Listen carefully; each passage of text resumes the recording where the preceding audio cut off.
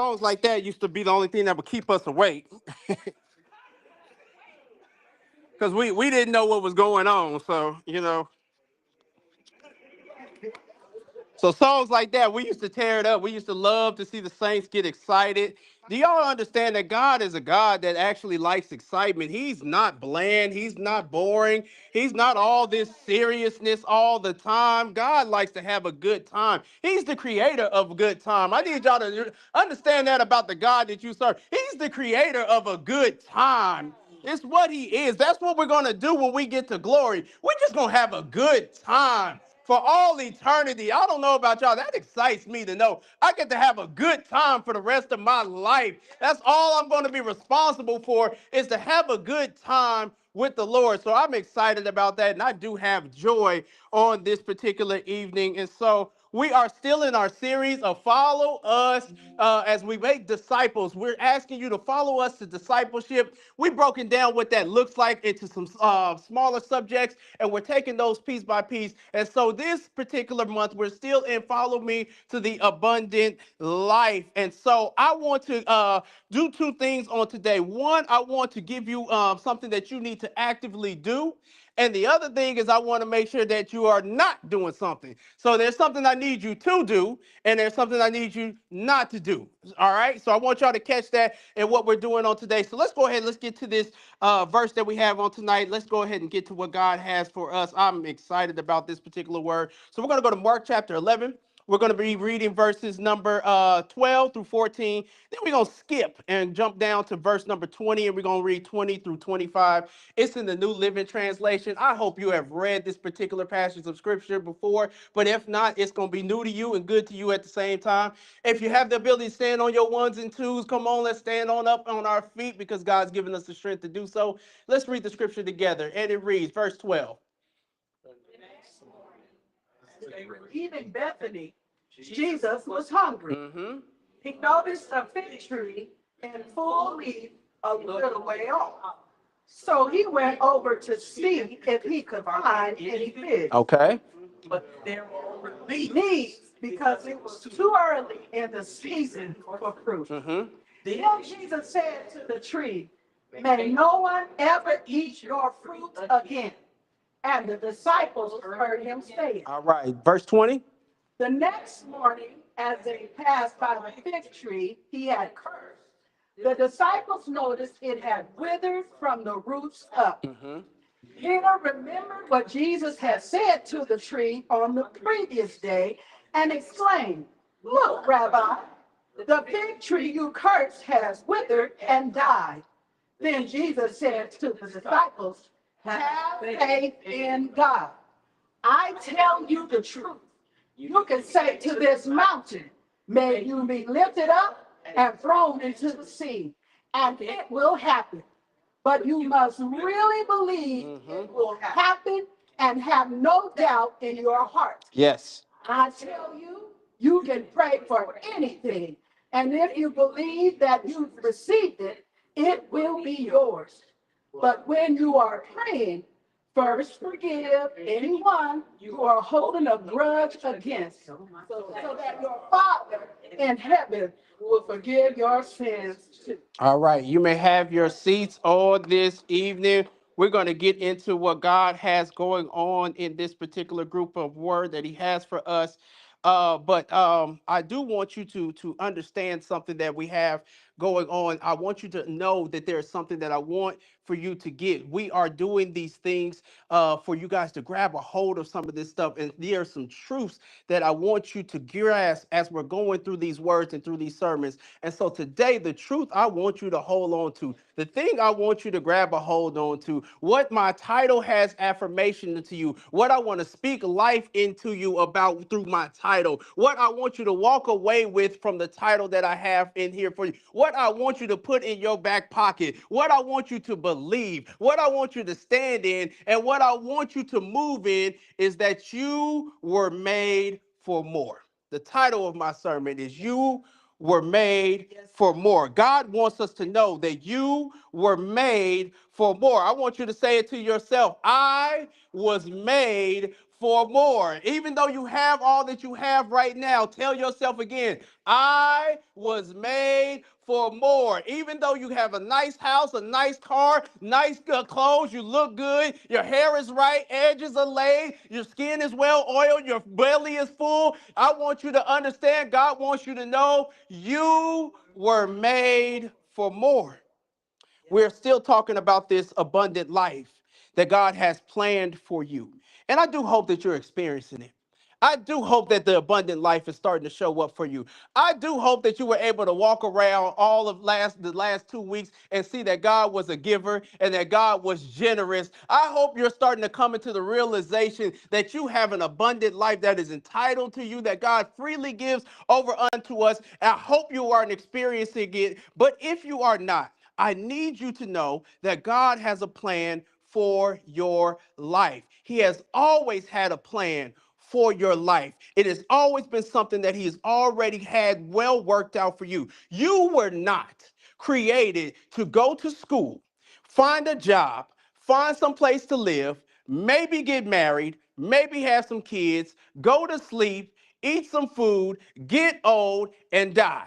You were not made for you to go to some school for people to say on your obituary, he went to this school, he got married to this person, he worked this job, he married this woman, he had this many kids, he got old, and he died. You were not made for you to go and live your entire life as in you just did school, work, home, gym, repeat, sleep, eat, go to bed, repeat, get on your phone, scroll, watch some stuff, repeat. You were made for so much more than those kind of things. God has a plan for your life, and you were made for much more than this. He has a life that is planned for you, an abundant one that is planned for you, a life that is full of Him, a life that is full with Him, and a life that is plentiful of good things. God has a plan for you, and He's always had a plan from you, even since the beginning of time. If we go all the way back to the beginning, God commanded for you to have more. He commanded it of you. Adam and Eve, He commanded them to do something. He told them to parah. He gave them this word called parah, which means to be fruitful. God commanded them to do more. He commanded them, He said for them to parah, to be fruitful. In this instance, He's referring to the production of more people. But the word parah is used all throughout the Bible and all throughout Scripture. And in essence, it means to bring forth, it means to grow, it means to cause something to be, it means to flourish, it means to do something. God has plucked you out of eternity and decided to put you in this particular timeline with this grouping of people, with this grouping of parents, with your skin complexion, your height, your hair, your talents, your gifts. He has picked you specifically for a purpose, for a time such as this. God chose you. He could have put you anywhere, 200 years in the future, 200 years in the past, but He chose you right now, where you are, around the people you're in the territory He's given you, with all the abilities that you have going for you to parah, for you to do something, for you to be fruitful. God commands this of you. He commands you to bear fruit. Yes, Lord. You were created to do something. You were created to bear fruit. This life that God has gifted you with all this abundance, should produce something through you. I want y'all to understand that God should be able to produce something through you. Something should be coming out of what you do all the time. Is there any fruit coming from what you do every day? Ask yourself. You check your, thank you, Amber. Ask yourself, what do I do every day? And is there any fruit from what it is that I do every day? If you eat every day, what is being produced from what it is that you eat every day? Is there muscles being produced from what you eat every day? Or is there something else that is sticking to the side of your hips from what it is that you eat every day? If you check your social media every day, what is it producing for you? Are you actually advancing anything? Are you learning anything? Are you growing a business? Or are you just gossiping and following along? Whatever it is that you do every day, the job that you work, the people that you talk to, the school that you go to, ask yourself, is there any fruit coming from what I do every single day? Let me be clear what I mean by fruit. By fruit, I mean this: things that are needed, things that nourish, and things that cannot be bought. Things like wisdom. When I say fruit, I'm talking about wisdom. I'm talking about peace. I'm talking about things like joy. And I'm talking about things like patience. I'm talking about things like love and kindness, forgiveness, faith. Things like, are there schools that don't exist coming about through your life? Are there books being written that are coming out of you? Are there programs that are coming through what God has given unto you? Are businesses being formed in what it is that you have going on every day? Are mentorships coming out of you? Can people come to you when they come under the shade of who you are as a tree? What kind of fruit are they getting? What is God getting back in return from the abundance that he gives you every single day? Are there any inventions coming out of you? Systems? Are you solving any problems? What kind of fruit is actually coming out of you? Because you were made for so much more. God has commanded you to be fruitful. So what kind of fruit are you producing? I have these people in my life that I always enjoy to be around. Y'all know how y'all have certain people, it don't matter what time of day that they come around, you're happy to have them around. Anytime you can spend time with them, it don't matter what the circumstances are, you're happy for to have them around day, night, you know what I'm saying? Y'all could be working a job together. I have people that if our job was to clean up stuff on the side of the road, if I'm doing it with them, this is going to be a fun day and it's all good. It don't matter if it's hot outside or not. There's certain people that I just enjoy being under the shade of the tree of their character of who they are, because of the fact that they are trees that are always producing some fruit that I can glean from. They're people that I'm able to just get some stuff from. And I hope at times that I'm able to do the same thing for them, that I'm able to give them something back onto them. But they don't do this. They don't give these things unto me. They don't give me wisdom. They don't give me joy. They don't brighten my mood. They don't lift me up. They don't give me all of these things unto me because of the fact that they want something from me. They do it because they are commanded to. They are fruitful. They para no matter what they have, no matter what's going on. It comes out of them naturally that I just have to para. When I am around Bishop, she just has to para. She tries her best to be normal. She tries her best to sit back and chill. She tries her best to just be one of the crew. But because of what God has put in her, para is just what she does. There's fruit for me to pull from her, no matter what we have going on, no matter what it is that we're talking about. I walk away from an interaction with her better than the way that I showed up. I sit underneath the shade of her tree and I just pull down fruit that have access to and have the ability to pull from. Because it's just what she is. She is a tree that just is fruitful, and they just give of themselves. And understand this other part of it, that they don't actually do this for any benefit for themselves.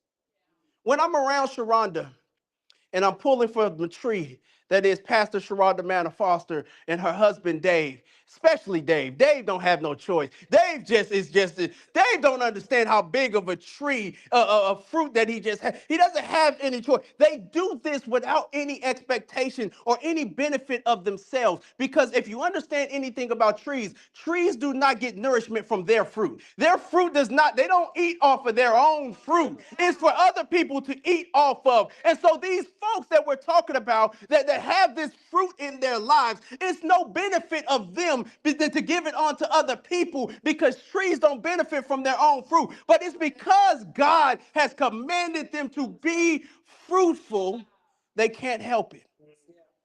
And so I ask, is there any fruit that is coming from you? My first question I have tonight is, what kind of tree are you? What kind of tree are you? Are you a fruit bearing tree? Are you a non fruit bearing tree?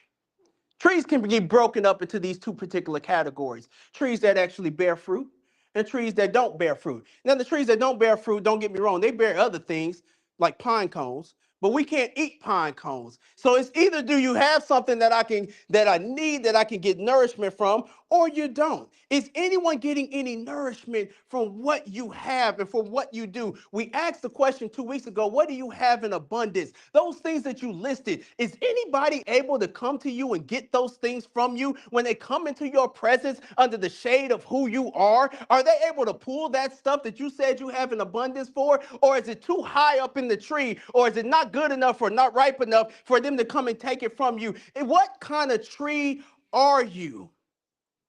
In our text that we read, Jesus was hungry, meaning Jesus had a need. Maybe he didn't get up early enough to have breakfast. Maybe the trip was a little bit longer than what it was. Maybe he had an early dinner. I'm not exactly sure, but he was hungry. And so therefore he had a need. And when he looked at the fig tree, he saw what he thought looked like a solution to his need. He thought he saw the fix for his issue. And so he went to investigate, he went to look at it, and upon inspection, upon a closer look, upon getting closer to it, upon getting right up on it, upon actually getting close enough to it to actually see what was going on, he realized that the tree had nothing of any worth to it. And so he cursed it. Of course he did. Since the beginning, he has commanded things to what? Parah, to grow, to be fruitful. So what good is this tree if it's going to sit there and it's not going to do what I commanded it to do? Of course he cursed it. It was being disobedient to what he actually has always commanded all things to do. Be fruitful. So he cursed it. Now the text says it wasn't season for the fruit to be on the tree. It wasn't time for it to be there.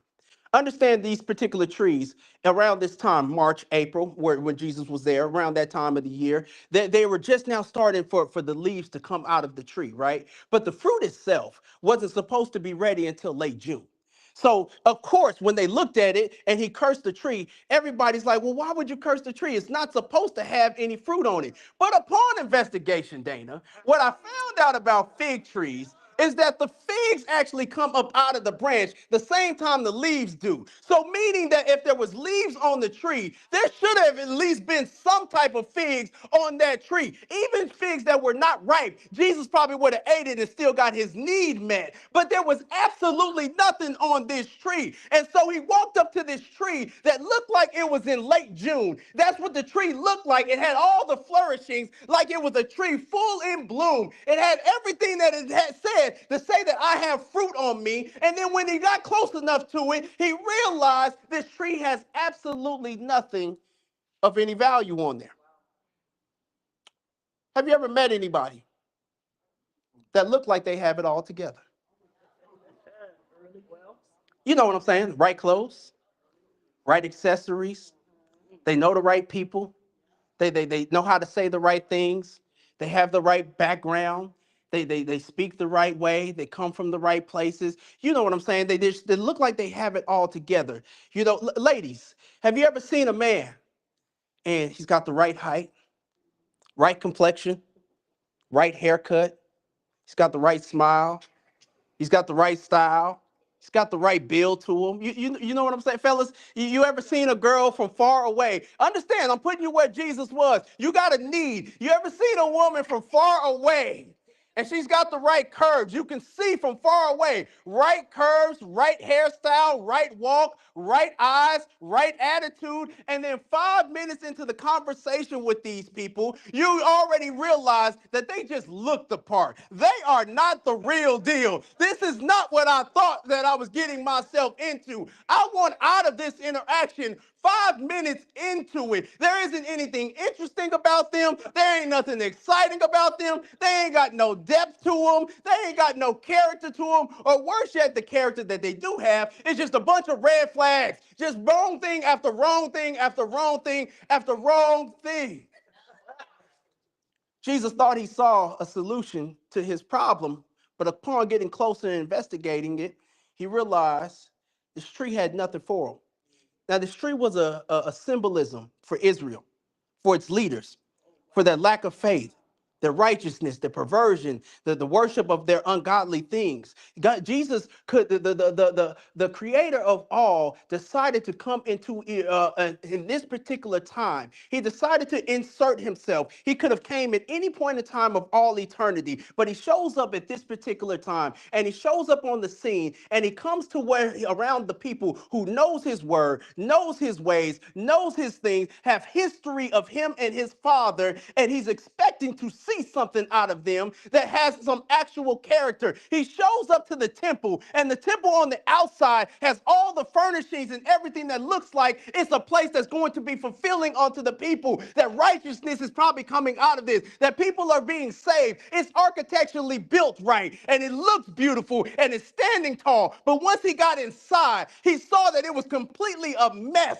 There are animals running all up and through there. People are doing all kinds of stuff they're not supposed to be doing inside of there. Sellers are taking advantage of people. All kinds of perverse dealings are going on in God's house, in his father's house, and he lost his mind. He started whipping and beating people. He started overturning things. And then there was the religious leaders at the time. They looked the part as well. Fine dress, had fancy talk, knew all of the Torah, and know how to quote it all. But on the inside, Dana, when you expected who they were, from the inside of them, there was nothing there that was of any good to them. They were barren just like that tree, concerned about money and political influence and power. He was disappointed because his people, his chosen people, were made for so much more.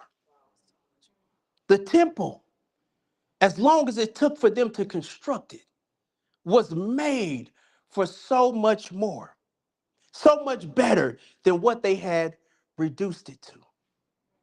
And what about you? God has made you for so much more. Have you reduced yourself to your surroundings? Have you reduced yourself to comfortability? That you just do what makes you comfortable? Have you reduced yourself to just good enough? To where everything is cool, calm, and collected, and you don't have to take any chances. You don't have to ruffle any feathers. Have you reduced yourself down to where you don't cause any problems with anybody? You know that they're wrong. You know that they need correction. You know that they need accountability, but you don't want to cause any problems. Have you turned down what God has given unto you? Have you taken all of this abundance that he's placed inside of you, and have you reduced it down to the lowest form to where you are just all right and getting by? If God were to come and God were to shake you like he did that tree, what would he find? If God were to come and inspect you from the inside out, would he find any fruit? And if he did, would it be any good? Would it be nourishing? Would it be helpful to anybody? Would it be anything what kind of tree are you? What kind of tree are you producing? What happens when people come to shake you? What happens when people find you? What do they find? When life shows up to shake you, when God sends somebody to get involved in your life, what are they able to get from you when they sit under your tree? What happens when people disappoint you? What kind of fruit do they get in return? Do they get understanding? Do they get a second chance? Do they get some grace? Do they get some mercy? Or do they get frustration? Do they get cut off? I'm not dealing with you no more because you disappointed me. You did something I didn't want you. What happens when people fail you? What kind of fruit do they get when they aren't what you expected them to be? What happens when people aren't at the standard that you are? You know, that's our main problem that we have a lot of times is you're not doing what I would do. You're not at the level that I would do this from. We think everybody should do things at the same level that we are at. And that's just it's illogical to believe that everybody's going to be able to be at the same level. But when they fail you, do they get grace? Do they get a second chance? Do you have some patience, some long suffering? Do you have some kindness for them? Do you have some good words, some gentle words? Do you have some, I'll come alongside with you and work with you and work you through this? I'll stay with you as many times as it takes. Do you have the, I'll pick you up every time you fall in you? Or do you embarrass them? Do you make fun of them? Do you make them feel ashamed that they are not operating at the level that they're supposed to be operating? Do you kick them to the curb? Do you talk bad about them behind their back? You see, they sorry. They claim they can do all this and they always messing up. What kind of tree are you? Because people come to us because we look like we have fruit that they need. People come to us because we look like we have something that it will be their solution. People come to us because we look like we have the help that they're searching for. We're the church. And so what will they find here in us?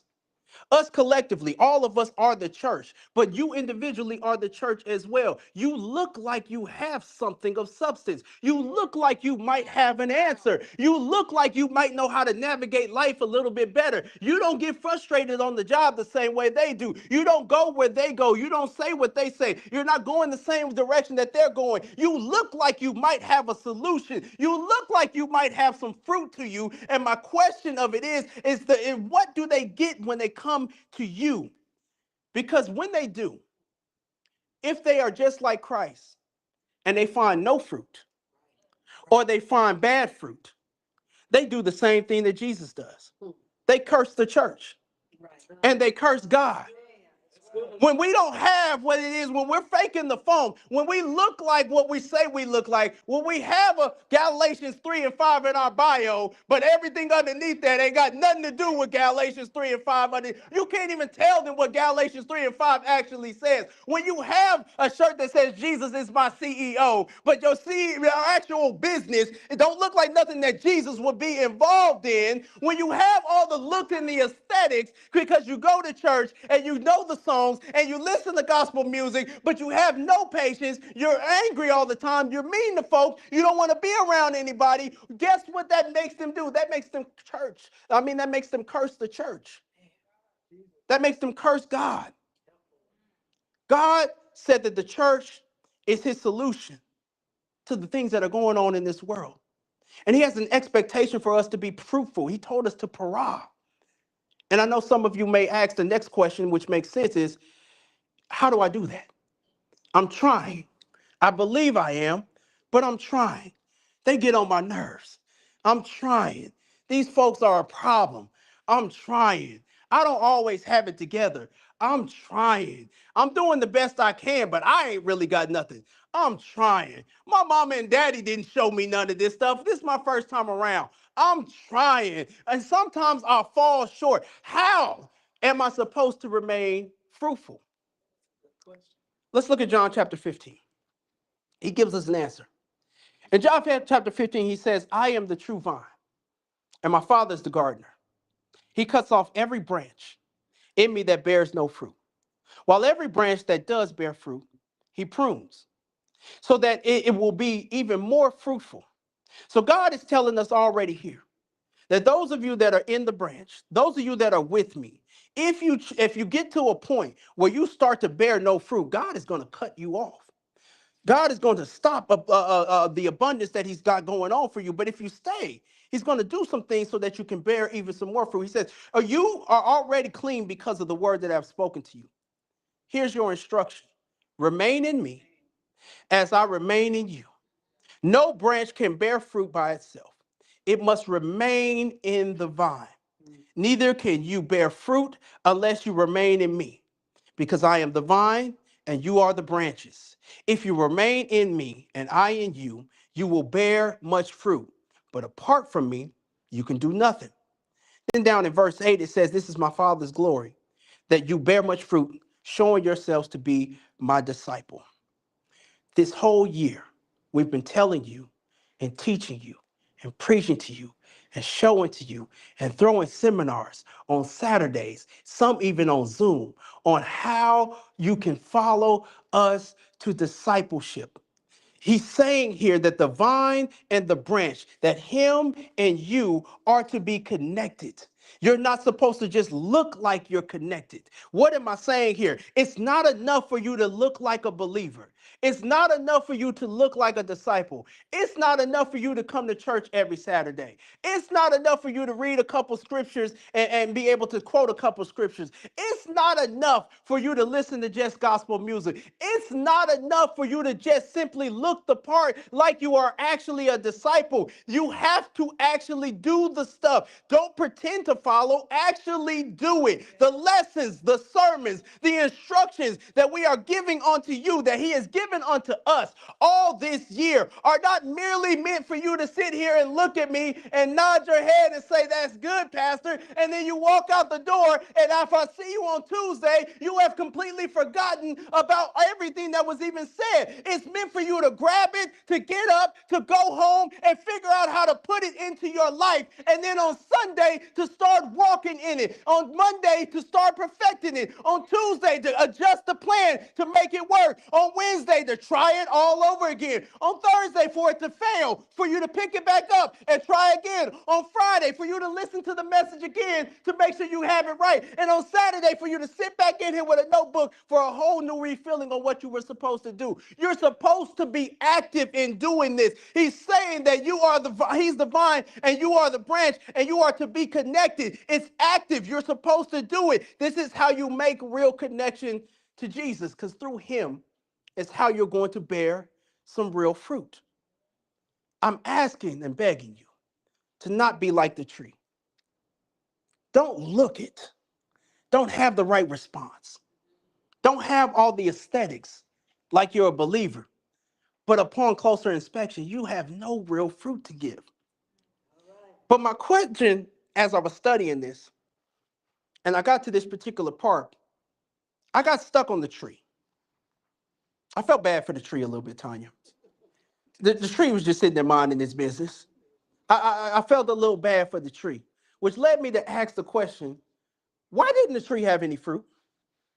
Like no fruit. I've already explained that the way that fig trees are supposed to work is that the figs come out at the same time that the leaves come out. Why did this tree have absolutely no fruit whatsoever? It was a fruit-bearing tree, and it was failing to bear any fruit. It was failing to produce any fruit. The question that I had to ask of the text is, why would a fruit-bearing tree fail to be fruitful? If God has called you unto him, and you are connected in him, and you are a part of him, and you know him, and you believe in him, and you call on him, and you pray to him, how in the world can you be sitting in a spot where you don't have any fruit? Because it does happen. From time to time, we fail to bear fruit. So I went looking for reasons why fruit trees fail to actually bear fruit. This is what I found. First one was lack of pollinators.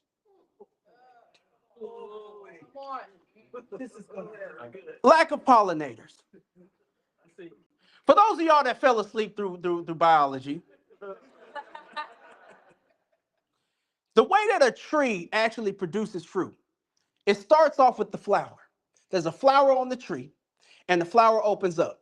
And most trees need pollinators. There are some that are self-pollinating, but most of them need pollinators. They need bees, they need bugs, they need the wind. And so the bees and the bugs and the wind, they come over to the flower and they get the nectar and they get their feet all on it or whatnot, and they get all the seeds on the bottom of their feet and they're all happy or whatnot, and then they fly off to another plant. And they do the same thing, but when they land on the other one, those seeds that they picked up on their feet from the first one start to fall down into the flower of the second one, and those seeds go down into the plant, and it produces and it pollinates on that plant, and then we get fruit.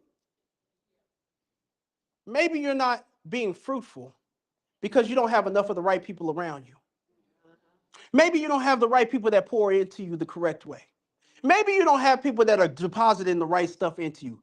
Maybe your antisocialness has caused you to be less fruitful because you don't want to be around nobody. You don't want nobody to be around you. You like to stay in your house. You like to stay on your own routine. You go right to your garage. You pull in. You lift the garage up. You don't wave to no neighbors. You don't say hi to nobody. You pull right in. You drop it right there. When somebody comes to your door, you act like you're not there. You don't even bother to look out. You don't even turn the TV down. You just continue on, because I know ain't no reason for me to talk to nobody. When church is over, you go right out the door. You You get right in your car. I got what I needed, and I go on about my way. You might not be producing anything because you don't have the right people around you at all. Another reason is improper pruning. Improper pruning. Pruning is when you cut some stuff. When it's done correctly, you cut some stuff to cause some things to grow. Ladies, y'all cut the ends of your hair to make it grow, right? You cut your, nails, makes it grow, right? But sometimes when you don't know what you're doing, Dana, when you don't know what it is that you're supposed to be doing, you might do some improper pruning, meaning you might cut off the wrong things and you might cut off the things that were supposed to be producing in your life. Here's what I mean. You might be cutting down your time with God to have more time for your flesh. You might be cutting out prayer week so that you can get some more hours on your job. You might be cutting out the people that hold you accountable so you can be around the people that always have your back. You might be doing some incorrect pruning because you don't really know how to cut this thing. Some of y'all will kill a flower or a plant if it was put in your hands, and you're trying to cut this stuff for yourself. You don't know what you're doing, and you're cutting off the wrong things, and it's causing for you not to be able to bear any fruit. The third one is kind of self-explanatory. Over fertilization. You got too much boo-boo in your environment. There's no other way to put it. The way they talk about it in horticulture, they say, well, if you have too much fertilizer, there's too much nitrogen in the soil and it causes all that. You got too much boo-boo in your life. The stuff that you have in your soul is too much. The stuff that you are putting in your mouth is boo-boo. The stuff that you're listening in your ear is boo-boo. The stuff that you watch with your eyes is boo-boo. The stuff that the people that you talk to, they're boo-boo. It's just none of it is good. And you're just like a pig in mud. You love it. You're just rolling around in all of this boo-boo. And then you come and you're like, God, I don't understand why I don't have any good things in my life because you're covered in boo-boo. Lord Jesus. The last one was my favorite. Lack of sunlight. Not enough time spent with the sun. You're not spending enough time with him. Sunlight is crucial for the production of fruit. It don't matter how much you water it. It don't matter how much stuff you put into the soil. You can put all your little eggshells in there. You can put all of the little nutrients in there. If there is no sunlight, nothing is going to come up out of that ground. It does not happen ever. Lack of sunlight. You are not spending enough time with the sun. All of these things are why something that was called and commanded by God to parah to cease to do that and not be fruitful. Matthew 7 talks about how you can tell a person by what the kind of fruit that they bear. And so I'm asking, have you checked your fruit lately? Hold your arm out and just kind of look. Just shake it a little bit. What kind of fruit will fall up off of this? What kind of fruit will come my way? What kind of person am I if somebody was to call me tonight at 1:30 while I'm sleeping, when they have a need and they're stranded? What's their response going to be? What kind of fruit have you checked your fruit lately? Are you still producing anything, or do you just kind of look all right? You're glad with how you look, so you're not really worried about if anybody is getting anything from you. Are you still producing? Are you in danger of being cut off from the abundance that God has given because you will not parah? You will not be fruitful. Listen, you can fool man by looking fruitful, but you can't fool God. And you were made for so much more. You were made to bear much fruit. And the last part I had to look at, the last part of the text I had to investigate was Christ himself, because we're supposed to be following him. And so if I'm asking of myself and I'm asking of you, what kind of tree are you? And if I'm asking of myself and I'm asking of you, what kind of fruit do you bear? Then I kind of have to ask of the one that I'm following the same questions. What kind of tree was Christ? What kind of tree was Jesus? What kind of fruit did he bear? What happened when the Father came to shake Jesus? Because he did. What happened when the father came in need of something and he called on his son? What kind of fruit did he find from his son? What kind of fruit did he get from his son? When the father had a need of Christ, whom we are following, what did Jesus produce? When there was a time that Jesus had to put something onto the table, when the father himself came to his son and said, I need something of you, and I need to inspect you, and I need to see what you can produce, he asked the same things of Christ. What did he find? And the question is kind of really harsh when you think about it, because I understand that Jesus' divineness was probably like, what more do you want from me? But I can see from a humanistic side of it, is what I've done all of these things that you want. I've lived my life perfectly without sin for 33 years. What more can you want from me, God, if you're saying that you want more? I've walked on water. What more could you want from me? I've made people stand and fix the lame. What more could you want from me? I've given sight to the blind. What more could you want from me? I've multiplied food. What more could you want from me? I've caused people to stand up that was dead. What more could you want from me? I've fixed people that were bleeding for years. What more could you want from me? I came in and corrected Israel and rebuked them for their evil ways, even though it put me in trouble. What more could you want from me? What more was I supposed to produce? I can imagine from a humanistic standpoint, as he was carrying that cross, that had to be the question.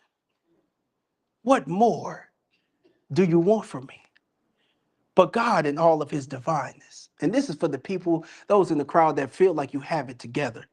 What more do you want from me, God? I do these things. I have good fruit. I give unto people. I share as much as I have. I got patience and long suffering, and I'm writing the books, and I'm doing the things, and everything is going. God, what more could you ask of me? He asked the same thing of Christ. And God, in his divine wisdom, when he crushed him on that cross, when he put him up there and squeezed the last little bit of it, it was the best that he had. The good stuff was still left in there. The best of what he had was still left in there. The best fruits that he had still hadn't been dropped yet. The best juices that he had to deliver hadn't been dropped. With all that he's done, all those miracles that he did, the best was still yet to come. God is saying the same thing to you on today. You got more. There's still more that I need out of you. There's still more that you can give. There's still more I'm going to pull out of you. Stay with me and stay in this bond that I have going on. There's better fruit. When he came and he did the same thing to his son, salvation was what was still in there. You asked what more was in there. Salvation was the more. Atonement of sin was the more. Reconnection to the Father was the more. Defeating of death was the more. All of these things was the more. Christ, as he fulfilled his purpose on the cross, produced what we might call some superfruit. Y'all know we have superfruit. Those of you that go to Trader Joe's or you go to Sprouts or you know what I mean, you go to those fancy places or whatnot. Y'all know they have superfruit, the stuff that we never saw on the West Side. They didn't have They didn't have sour sop at 89106. They didn't have any dragon fruit when I was coming up. The best thing we had of dragon fruit was an apricot. That was the best dragon fruit. I thought they was the same thing when I looked at it. That's just an apricot. That ain't the, I mean, that's just I'm sorry, not an apricot, pomegranate. Thank you. I thought a dragon fruit was a pomegranate. Christ had some super fruit in there. It was fruit that we couldn't buy. It was fruit that we didn't deserve. It was fruit that we couldn't earn, but it was fruit that was universally needed. And he gave it all away to us freely, to everybody that wanted it. You were made for so much more. Is anybody tired of the same old routine? Work, school, home, Hulu. Look on your phone. Fall asleep on the couch. Get up off of the couch. Drag into the bed. Go to sleep. Wake up. Work, school, home, HBO Max this time. Back on your phone. Eat something. Go to sleep. Get up. Work, school, home, gossip, go home, eat something, fall asleep, start all over. Is anybody tired of this routine? Is anybody irritated with the fact that you're just looking forward to the weekend?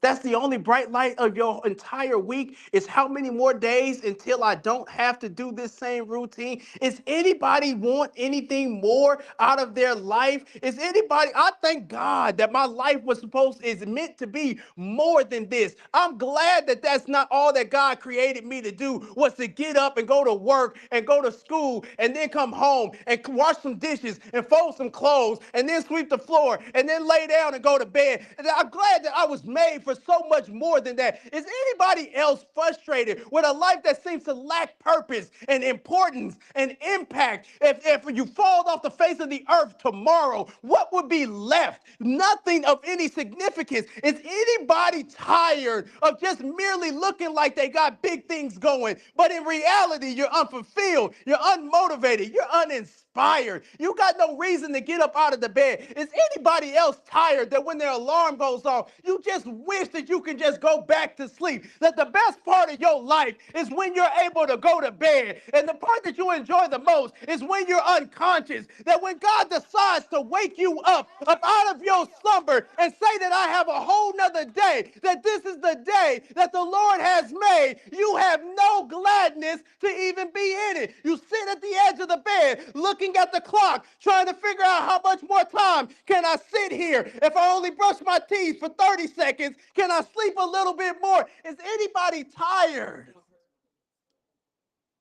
of this kind of a routine? Ain't somebody, or is anybody concerned that they would like to be helpful to other people, but you just ain't got it? You don't have no joy to give them. You don't have no peace to give them. You don't have no wisdom, no patience, no love, no faith to give them. Our question tonight is anybody hungry for more? Is anybody like Christ, hungry, looking for something that you need to nourish yourself and you need more? Is anybody in need on tonight? Because God has already commanded that you were made for so much more. Is anybody in here willing to get up and come and get what God has for you? Because God has commanded you to be fruitful. God has commanded you to parah. God has said that there's an abundant life that is for you, but you got to come get it. You have to come and get it for yourself. He did the work for you. And so my question is, will you come and get what you need? Is anybody ready to reconnect themselves truly back to the vine? Because you have been disconnected. If that is you, come and get it. Come up here and get what it is you need. The altar is open. Amber, you can play the song for me. God is saying that, listen, the true vine is here for anybody that wants to come and get what it is that I have for you. But I have called many of you to way more than what you have going on. Mia, I need to pray for you for sure. Stefan, I need to pray for you for sure. Dana, I need to pray for you for sure. He gave me some names that he knew had this assignment, that you were made for more than where you are. And I don't want you to get offended and think that God is saying you're not doing enough. This is a good thing.